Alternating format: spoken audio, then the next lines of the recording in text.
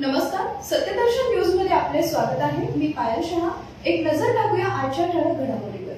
सिद्धेश्वर यात्रेनिमित्त मानाच्या नंदीध्वजाचे सोमनाथ केंगळकर परिवाराच्या वतीने विधिवत पूजन। सोलापूरचे ग्रामदैवत श्री शिवयोगी सिद्धरामेश्वर महाराजांची गड्डा यात्रा दृष्टीक्षेपात आली आहे। गड्डा यात्रेतील श्री सिद्धेश्वर महाराजांचे योगदंडाचे प्रतीक असलेले नंदीध्वजाचे पूजन भाविकांच्या घरोघरी मोठा उत्साहपूर्ण वातावरणात होत आहे। यात्रा काळात मानाचे नंदीध्वजाचे पूजन शुभ मानले जाते। त्या अनुषंगाने भक्तगण आपल्या घरी नंदीध्वजांचे पूजन करून श्रीचरणी प्रार्थना करत आहेत।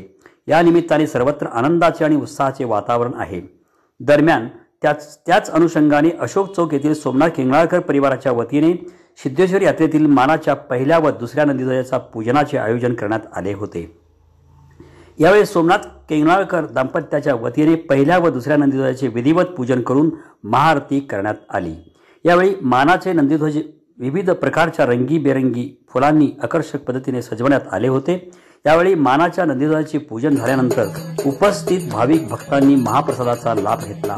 यावेळी सर्वत्र चैतन्याचे आणि उत्साहाचे वातावरण दिसून आले।